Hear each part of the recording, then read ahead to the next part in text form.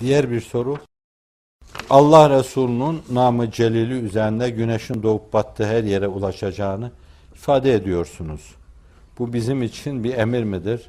Bu açıdan hicreti değerlendirebilir misiniz? Bu söz onun sözüdür. Buyuruyor ki bir gün benim adım güneşin doğup battığı her yere ulaşacaktır diyor. Demek ki kutuplarda azıcık yarım saatliğine bile güneşin doğup battığı yerler vardır. Oraya bile ulaşacak. Aslında meseleyi öyle almamalı. Mekanı zikredip o mekana hulul edecek insanı anlamak lazım. Yani gecesi gündüzü olan insanların bulunduğu her yere benim namım ulaşacaktır. Şimdi bu gaybi bir haberdir. Fakat gaybi haberden daha çok bizim için gösterilen bir ufuktur, bir gaye-i hayaldir. Bize verilmiş bir hedeftir. Diyor ki siz benim adımı, namı celilimi güneşin doğup battığı her yere götürün.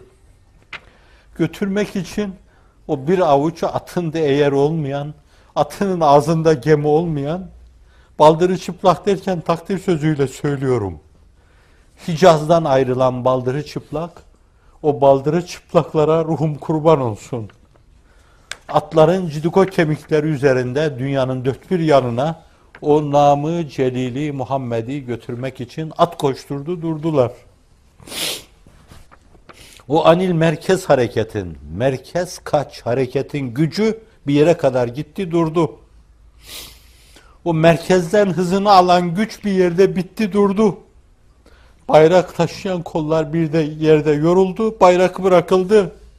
At çatladı, silah işlemez oldu, kılıç köreldi, yay açılmaz oldu, ok gitmez oldu.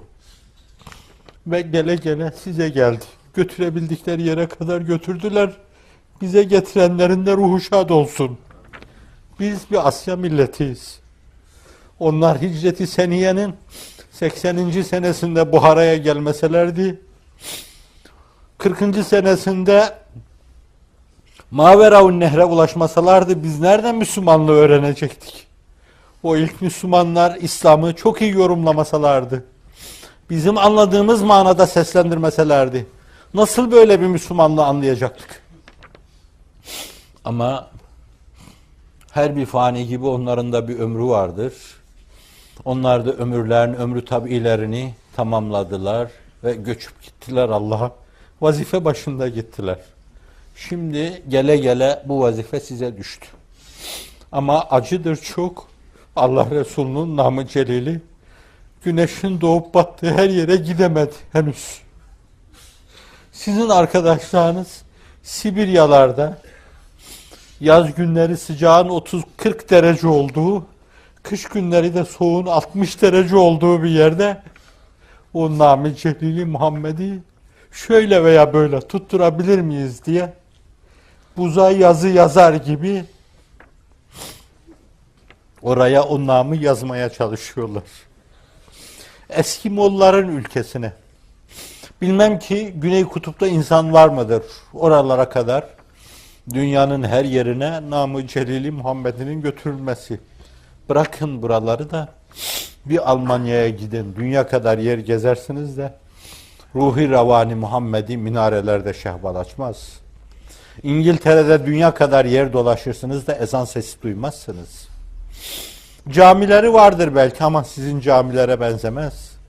Müezzinleri kapalı yerde ezan okur. İmamların sesi sokağa taşmaz. Oralarda sokakları da alacak şekilde gürül gürül namaz kılınmaz. Itri'nin bestesiyle salatı selamlar okunmaz. Allahu Ekberler denmez. Bu Allah Resulü'nü kaldığım sürece ben oralarda çok garip hissettim. Çok az anılıyorsun ya Resulallah. Herhalde çok gurbet yaşıyorsun buralarda dedim kendi kendime.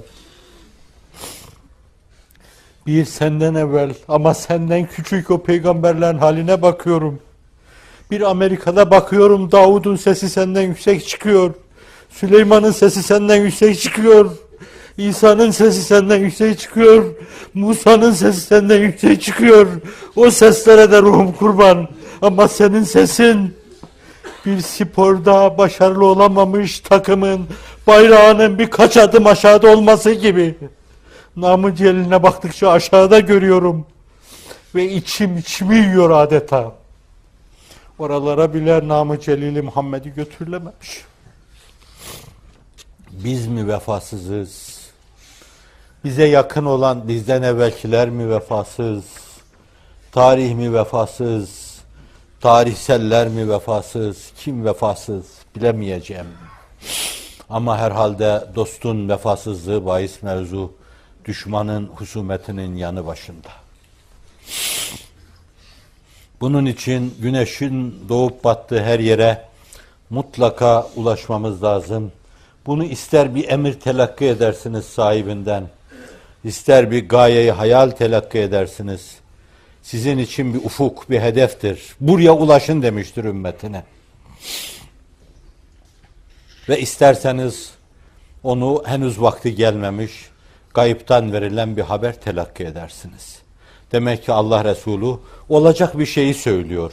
Madem bu olacaktır öyleyse, bence bunu oldurmaya çalışmalıyız. O olacak şeyin yanında Allah'ın inayeti vardır, Allah'ın keremi vardır, Resul'ün şefaati vardır. Allah Celle Celaluhu sizi tutup kaldıracaktır. Allah sizi tutup kaldıracaktır.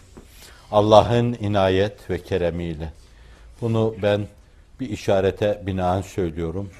Sizin tutulup kaldırıldığınıza dair bir işarete binaen söylüyorum. Ama müsaadenizle onu açamayacağım. Çünkü mezun değilim onu açmaya. Onunla benim aramda bir sır olarak kabul edeceğim.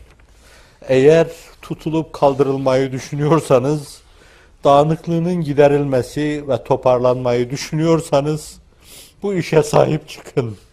İslam'ın dağlık şemlini bir araya getirin. Ki Allah da sizi dağınıklıktan kurtarsın, derlenip toparlanmanıza yardımcı olsun ve tutsun sizi tutup kaldırdığınız hakla beraber kaldırsın. Hakkı koyacağı yere koysun. Hak sahiplerini, ihkaka hak yapanları hakkı kaldırıp koyduğu yere koysun. Ben sizden fazla bir şey istemiyorum. İstemeye hiç hakkım yok. O konumda da değilim. Ama başlattığınız şu şeyi devam ettirmenizi istirham ediyorum. Allah aşkına, Resul'ün hatırına, şanlı tarihinizin hatırına, tarihinizde sizin garip bir hadise değil bu. O kadar çok tekerrür etmiş, o kadar çok baskısı yaşanmış, o kadar çok şablonu var ki, size diyorum bu kanevçe üzerinde hayatınızı ördüğünüz zaman, örgülediğiniz zaman bu kendi kendine gerçekleşecektir Allah'ın inayet ve keremiyle. Bu başlamış bir iş. Yarıda bırakmayın. Bir kırık plak gibi kalmasın. Bu ses, bu beste tamamlansın Allah aşkına. Bunu arkadan gelenler dinlerken yahu tamam olmuyor bu şiir demesinler. Bu beste tamam olmuyor demesinler. Dinlesinler ve tamamlayanlara rahmet desinler. Başlamış bir şey. Başlamışı bitirin inşallah. Siz bitirmeye azmederseniz Allah sizi çoğaltmakta, sizi ikmal etmekte, itmam etmekte ve bu işi bitirmede size yardımcı olacak.